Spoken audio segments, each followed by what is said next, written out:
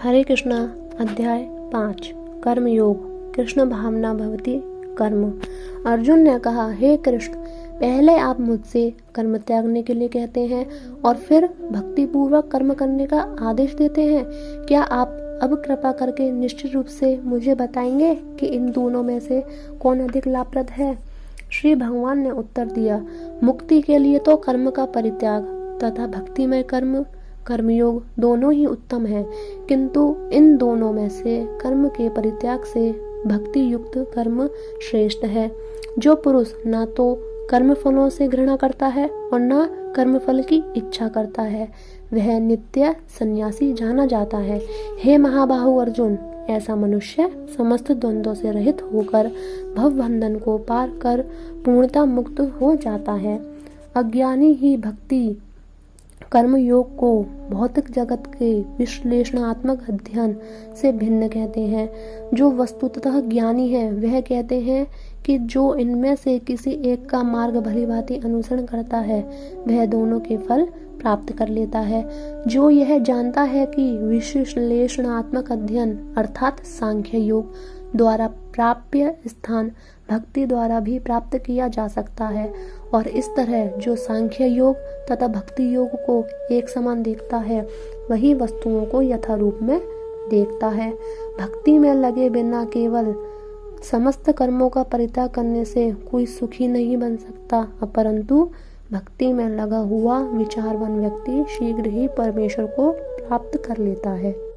जो भक्ति भाव से कर्म करता है, जो विशुद्ध आत्मा है और अपने मन तथा इंद्रियों को वश में रखता है, वह सबों को प्रिय होता है और सभी लोग उसे प्रिय होते हैं। ऐसा व्यक्ति कर्म करता हुआ भी कभी नहीं बंधता। दिव्य भावनामृत युक्त पुरुष देखते, सुनते, स्पर्श करते, सूंघते, खाते, चलते, फिरते, सोते तथा श्वास लेते हुए भी अपने अंतर में सदैव यही जानता रहता है कि वास्तव में वह कुछ भी नहीं करता। बोलते, त्यागते, ग्रहण करते या आंखें खोलते बंद करते हुए भी वह यह जानता रहता है कि भौतिक इंद्रियां अपने अपने विषयों में प्रवृत्त हैं और वह इन सब से पृथक है। जो व्यक्ति कर्म फलों को परमेश्वर को समर्पित करके आसक्ति रहित होकर अपना कर्म करता है, वह पाप कर्मों से उसी प्रकार अप्रभावित रहता है जिस प्रकार कमल पत्र जल से अस्पर्श रहता है। योगी जन आसक्ति रहित होकर शरीर, मन, बुद्धि तथा इंद्रियों के द्वारा भी केवल शुद्धि के लिए कर्म करते हैं। निश्चल भक्त शुद्ध शांति प्राप्त करता है, क्योंकि यह समस्त कर्म फल मुझे अर्पित करता है। किंतु जो व्यक्ति भगवान से युक्त नहीं है और जो अपने श्रम का फल कामी है, वह बंध जाता है। जब देहधारी जीवात्मा अपनी प्रकृति को वश में कर लेता है और मन से समस्त कर्मों का परित्याग कर देता है, तब वह 9 द्वारों वाले नगर भौतिक शरीर में बिना कुछ किए कराए सुखपूर्वक रहता है। शरीर रूपी नगर का स्वामी देहधारी जीवात्मा ना तो कर्म का सृजन करता है, ना लोगों को कर्म करने के लिए प्रेरित करता है, ना ही कर्म फल की रचना करता है। यह सब तो प्रकृति के गुणों द्वारा ही किया जाता है। परमेश्वर ना तो किसी के पापों को ग्रहण करता है न पुण्यों को, किंतु सारे देहधारी जीव उस अज्ञान के कारण मोहग्रस्त रहते हैं जो उनके वास्तविक ज्ञान को आच्छादित किए रहता है। किंतु जब कोई उस ज्ञान से प्रबुद्ध होता है जिससे अविद्या का विनाश होता है, तो उसके ज्ञान से सब कुछ उसी तरह प्रकट हो जाता है जैसे दिन में सूर्य से सारी वस्तुएं प्रकाशित हो जाती हैं।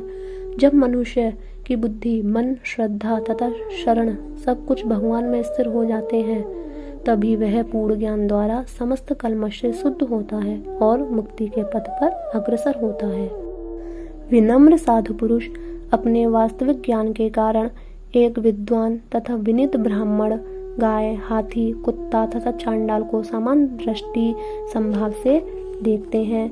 जिनके मन एकत्व तथा समता में स्थित हैं, उन्होंने जन्म तथा मृत्यु के बंधनों को पहले ही जीत लिया है।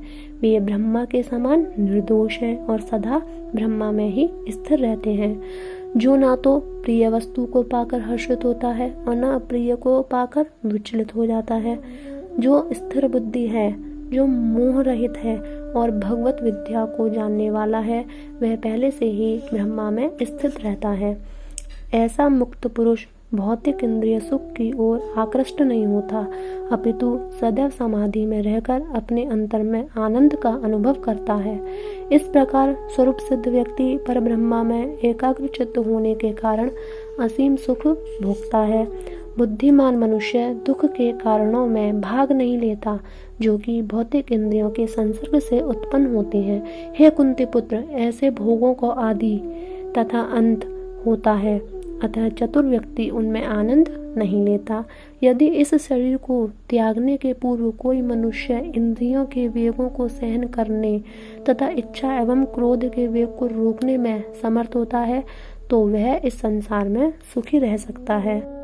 जो अंतःकरण में सुख का अनुभव करता है, जो कर्मर्थ है और अंतःकरण में ही रमण करता है तथा जिसका लक्ष्य अंतर्मुखी होता है, वह सचमुच पूर्ण योगी है।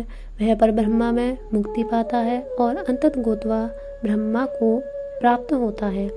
जो लोग संशय से उत्पन्न होने वाले द्वैत से परे हैं, जिनके मन आत्म साक्षात्कार में रत हैं, जो समस्त जीवों के कल्याण कार्य करने में सदैव व्यस्त रहते हैं और जो समस्त पापों से रहित हैं, वे ब्रह्मा निर्वाण मुक्ति को प्राप्त होते हैं। जो क्रोध तथा समस्त भौतिक इच्छाओं से रहित हैं, जो स्वरूप सिद्ध आत्म संयमी हैं और संसिद्धि के लिए निरंतर प्रयास करते हैं, उनकी मुक्ति निकट भविष्य में सुनिश्चित है।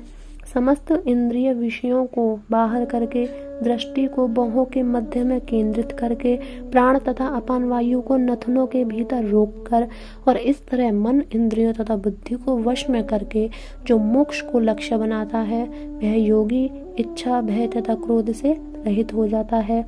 जो निरंतर इस अवस्था में रहता है, वह अवश्य ही मुक्त है। मुझे समस्त यज्ञों तथा तपस्याओं का परम भोक्ता, समस्त लोगों तथा देवताओं का परमेश्वर एवं समस्त जीवों का उपकारी एवं हितैषी जानकर मेरे भावनामृत से पूर्ण पुरुष भौतिक दुखों से शांति लाभ करता है। इस प्रकार श्रीमद् भगवद गीता के 5वें अध्याय कर्मयोग कृष्ण भावना भवती कर्म का भक्ति वेदांत तात्पर्य पूर्ण हुआ। हरे कृष्णा।